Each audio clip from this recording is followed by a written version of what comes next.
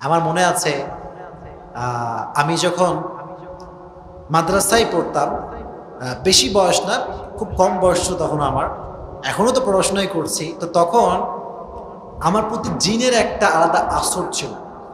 খুব জিন ডিস্টার্ব করতো, আমাকেও ডিস্টার্ব করতো ওই সময়ে, আমার বড় বোনকেও ডিস্টার্ব করতো, এত ডিস্টার্ব করতো বলার কোনো ভাষাই নাই। আমি একটা রিয়েল লাইফের স্টোরি শোনাবো, আপনারা শুনবেন সবাই, গল্প শুনবেন সবাই।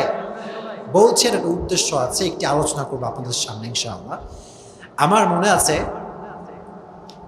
আমি মাদ্রাসার যে রুমে থাকতাম, এই রুমে প্রায় সময় আমাকে বোবা জিন ধরতো। কি জিন ধরতো? বোবা জিন ধরতো। বোবা জিন ধরলে অনেক কষ্ট হয়। আপনি কোনো প্রকার হরকত করতে পারবেন না, নড়াচড়া করতে পারবেন না, পুরো বডি আপনাকে স্টপ করে দেবে। আপনি যেভাবে আছেন সেভাবেই থাকবেন, কিচ্ছু করতে পারবেন না। এত আয়াতুল কুরসি করি, এত কিছু করি, কাজ হয় না। ধরছে তো ধরছে, 2 ঘন্টা 3 ঘন্টা ধরে রেখে দেয়। আমার এমনও দিন গেছে যে বোবাজিন আমাকে ধরছে, আমি বুঝতে পারছি আমাকে ধরছে, লড়তে পারবো না যেহেতু আমি ঘুমাই গেছি। লড়া যেহেতু যাবে না, ঘুমাই গেলাম, যা। তো একদিনের ঘটনা আমার মনে আছে, প্রিয় ভাইয়েরা, আমি একদিন রাতের বেলা আমার মাদ্রাসার যে রুম আছে, রুমে আমি শুয়েছিলাম নিচে ফ্লোরে। কোথায়? ফ্লোরে। মনে রাখবেন, মাদ্রাসা যারা আমরা পড়াশোনা করেছি, মাদ্রাসার লাইনের ছাত্ররা টিচারকে অলওয়েজ অন্যদের চাইতে রেসপেক্ট এবং সম্মান বেশি করে। এটা চির সত্য কথা, এটা সবাইকে বিশ্বাস করতে হবে। ইভেন আমাদের মাদ্রাসার লাইনে ওস্তাদের গদিতে বসা, কিংবা ওস্তাদের চেয়ারে বসা, কিংবা ওস্তাদের খাটে শোয়া বসা, এটা মারাত্মক বড় একটি জঘন্যতম অপরাধ হিসেবে কনসিডার করা হয়। এটা কেউ ভালো চোখে দেখে না।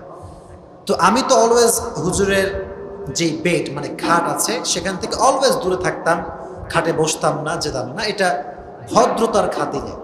তো একদিনের ঘটনা, রাত বাজে কত, সোমবারের দিন ছিল, রাত বাজে প্রায় 10:30 কিংবা 11টা। কয়টা বাজে? 10:30 কিংবা 11টা। আমার মনে আছে আমি টেবিল নিয়ে পড়ছিলাম, সামনে আমার টেবিলে পড়ছি। তো হঠাৎ করে আমার টেবিলের উপরেই মানে ঘুম চলে আসছে। অনেক সময় দেখবেন যে আমরা পড়তে পড়তে ঘুমায় যাই, এরকম হয় না প্রিয় ভাইয়েরা? এরকম হয়। তো আমিও হঠাৎ করে মানে ঘুমাই গেছি, টেবিলের উপরে ঘুমাই গেছি আর কি। তো অনেক রাত হয়ে যাচ্ছে, সেই দিন আবার হুজুরের ডিউটি ছিল, হুজুর রুমে ঘুমানোর কথা। মানে জিনটা হচ্ছে আমার শত্রু, জিনটা আমার কি? শত্রু, আমার ক্ষতি করতে চায় অলওয়েজ। তো অবাক করার বিষয় হচ্ছে, আমি ঘুমালাম টেবিলের উপরে, ঝিমানি আস্তে আস্তে টেবিলের উপরে ঘুমায় গেছে। হঠাৎ করে আমি ঘুম থেকে আমাকে হুজুর ডাকছে, এমন অবস্থায় আমাকে ডাকছে যে আমি হুজুরের খাটে শুয়ে আছি। কোথায় শুয়ে আছি? হুজুরের খাটে। কিন্তু শুয়েছিলাম কোথায়? টেবিলের উপরে। হুজুর যখন আমার ডাক দিচ্ছে খাট থেকে, আমি কি বলবো, হুজুরও ছাকা মাকা খেয়ে গেছে, আমিও একদম। কিরে, হুজুর বলে আসিফ আমার খাটে শুয়ে আছে কেন? এই ভদ্রতা কোত্থেকে এসে শিখলো? আমি উঠে বলি, হুজুর হুজুর মাফ করে দেন, আমি বিশ্বাস করুন আমি নিচেই বসেছিলাম, কখন যে খাটে আসছি, কখন যে ঘুমায় গেছি, কিচ্ছু টের পাইনি। এই জন্য প্রিয় ভাইয়েরা, জিনের প্রভাব খুব খারাপ জিনিস। এটা যাকে ধরে তার অবস্থা খারাপ হয়ে যায়। আমি আমার লাইফে অনেক ছাত্রদেরকে দেখেছি, জিনের প্রভাবে এত জিন এদেরকে জ্বালায়, পড়াশোনাই করতে পারে না। আমি আমার লাইফে দেখেছি, ইভেন জিন যাকে ধরে বেশিরভাগ সময় দেখা যায় কোনো নারী জিনের প্রভাব যদি কোনো সুন্দর যুবকের উপরে পড়ে, শেষ, লাইফ ইজ টোটালি খতম। টোটালি কি খতম, শেষ হয়ে যাবে। এই জন্য সকলেই ঘুমানোর পূর্বে আয়াতুল কুরসি পড়ে ঘুমাবেন। জোরে বলেন, কি কুরসি? সকলেই পড়বেন, এবং সকলেই পড়বেন 3 কুল। জোরে বলতে হবে, কয় কুল? প্রথমে সূরা ইখলাস, তারপরে সূরাতুল ফালাক, তারপরে পড়ে এই যে হাতে, এই যে আমার দিকে, সবাই আমার দিকে তাকান, হাতে ফু দিবেন। ফু দিয়ে কপাল থেকে নিয়ে পুরো শরীরটাকে এভাবে স্পর্শ করবেন, মাসাজ করবেন। ইনশাআল্লাহ হাদিসে এসেছে, যে ব্যক্তি 3 কুল পড়ে ঘুমায়, জিন কিংবা শয়তানের প্রভাব তাকে প্রভাবিত করতে পারবে। সুবহানাল্লাহ পড়া। এজন্য সকলে ঘুমানোর পূর্বে আয়াতুল কুরসি পড়ে ঘুমাবেন তো ইনশাআল্লাহ। জোর নাই রে ভাই, জোরে বলেন ইনশাআল্লাহ। এখন যেটি আপনাদের সামনে বলতে চাই সেটি হচ্ছে, অনেকের প্রশ্ন আমাদের কাছে যে হুজুর জিন কোথায় থাকে আর জিন কি খায়? এটা একটা অজানা বিষয় না প্রিয় ভাইরা? আমি কি বলে দেব সবাইকে? শুনবেন সবাই ইনশাআল্লাহ? অনেকের ইনশাআল্লাহ নাই, জবান খুলে বলেন ইনশাআল্লাহ। জিন কোথায় থাকে, জিন কি খায়, এটা অসাধারণ একটা বিষয়। এটি আমি রিসার্চ করেছি। প্রিয় ভাইরা মনে রাখবেন, নাস্তিক এবং অনেক মানুষ পৃথিবীতে এমন রয়েছে যারা জিনকে বিশ্বাসই করে না। এরকম কিছু লোক আছে না নাই? বলে জিন বলতে কিছু নাই। না, এটা ঠিক না। জিন বলতে অবশ্যই পৃথিবীতে কিছু আছে।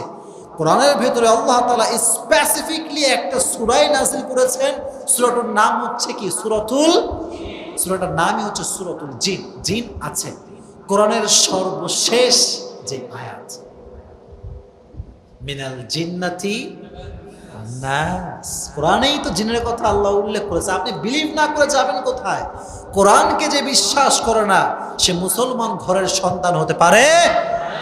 জিন কোথায় থাকে? জিন থাকে হচ্ছে ইলাল জাযা ওয়া মানাবিতিশ শাজার।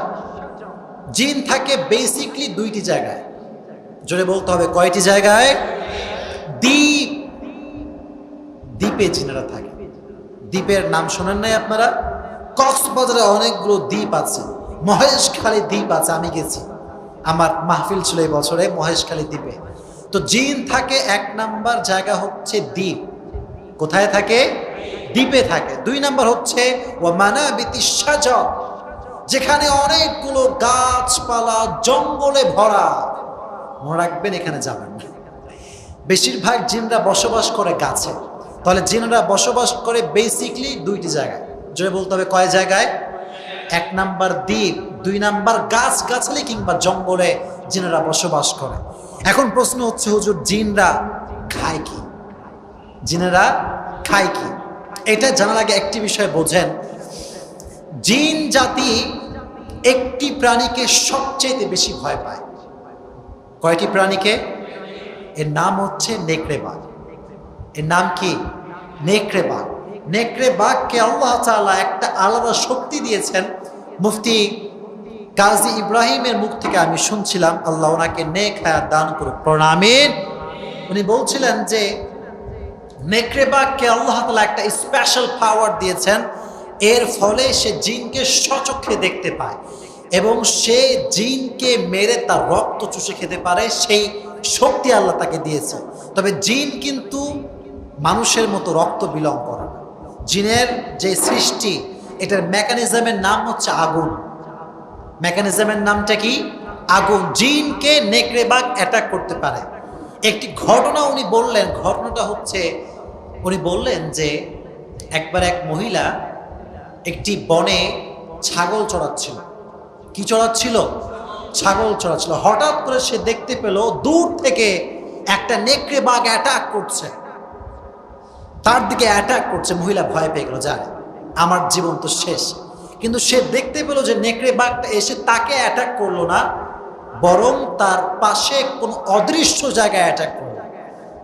ফলে সে বুঝতে পারলো যে এখানে আমাকে সে অ্যাটাক করে নাই, বরং অদৃশ্যে থাকে জিন। অদৃশ্যে থাকে কি? এজন্য হাদিসে এসেছে নেকড়ে বাঘ জিনকে অ্যাটাক করতে পারে। এই শক্তি নেকড়ে বাঘকে আল্লাহ তাআলা দিয়েছেন। ইভেন হাদিসে এসেছে দাজ্জাল যখন গোটা পৃথিবীকে দখলে আনবে, সর্বপ্রথম দাজ্জাল চারটি জিনিসকে দখলে আনবে। কয়টি জিনিস? এক নাম্বার জনবল, দুই নাম্বার অর্থবল, তিন নাম্বার জিন জাতি, চার নাম্বার নারী জাতি। চার নাম্বার কি জাতি? নারী জাতি। এখন তো নারীরা অলরেডি দখলে চলে আসছে। কি প্রিয় ভাইরা, ঠিক কিনা বলেন? বেশিরভাগ নারী এখন দেখবেন বিটিএস ভক্ত। কি আছে না নাই? আছে। এর রুচি তো একদম নাই। আর কত বলবো, আসলে বলতে বলতে জীবন শেষ। এখন যদি আল্লাহ হেদায়েত দান করে আর কি। আসলে বিটিএস যারা ভক্ত, যেই মেয়েরা, এরা হচ্ছে দাজ্জালের ফিতনার শিকার হয়ে গিয়েছে। কারণ দাজ্জাল হচ্ছে এমন এক শক্তি, যে শক্তি নারী জাতিকে এমন এমন ফিতনা দিয়ে গ্রাস করে ফেলবে যে নারীর কাছে ওই জিনিসটাকে এমন ভাবে শো করা হবে যে নারীকে তার বিরুদ্ধে কথা বললে সহ্যই হবে। আপনি দেখবেন বিটিএস নিয়ে কথা বললে পুরুষরা সহ্য করতে পারলেও পারেই না সহ্য করতে, মেয়েরা পারে না, বলে হুজুরদের কোনো কাজ কাম নাই, খালি ফতুয়াবাজি করে। এরকম কমেন্ট আছে না নাই? দাজ্জাল ফিতনার শিকার। আর বিটিএস তো কোনো অ্যাঙ্গেলে আমার কাছে পুরুষ লাগেই না, দেখলে মানে আমার মনে হয় যে মেয়েরা কোন অ্যাঙ্গেলে এদেরকে ভালোবাসে আমার বুঝে আসে না। আল্লাহ সমস্ত মেয়েদেরকে হেদায়েত দান করে প্রণামে। জিনেরা কি খায়, যেটা বলছিলাম সেটা হচ্ছে জিনেরা খায় হাড্ডি। এক নাম্বার খাবারের নাম কি বলেন? কি? হাড্ডি। 2 নাম্বার হচ্ছে গোবর। 2 নাম্বার কি? গোবর। আপনার কাছে এটা অপবিত্র মনে হতে পারে, কিন্তু এটা জিনদের খাবার। 3 নাম্বার খাদ্যের নাম হচ্ছে জুমজুমাহ। জিনেরা খুলি খায়, মাথার খুলি। মাথার কি খায়? খুলি খায়। এজন্য জিনদের খাবারের নাম হচ্ছে হাড্ডি। এজন্য রাসূলের হাদিস আছে যে তোমরা হাড্ডি দিয়ে তোমরা শৌচাগার করবা না, তোমাদের শৌচকর্ম তোমরা হাড্ডি দিয়ে করবা না, কারণ হাড্ডি এটা পবিত্র একটি খাবার যেটা জিনেরা খায়। এটা কারা খায়? জিনেরা খায়। এজন্য হাড্ডি দিয়ে কোনো প্রকার টয়লেটে যাওয়ার পরে, পেশাব করার পরে কখনো হাড্ডি দিয়ে ইস্তেঞ্জা করা যাবে। আল্লাহ তাআলা এটি জিনদের খাবার হিসেবে তৈরি করেছেন। এজন্য আল্লাহ আমাদেরকে যে নলেজ আমরা অ্যাচিভ করলাম, সেই নলেজ অনুযায়ী আল্লাহ আমাদেরকে আমল করার তৌফিক দান করুক। সকলেই জবান খুলে পড়তে হবে আমিন।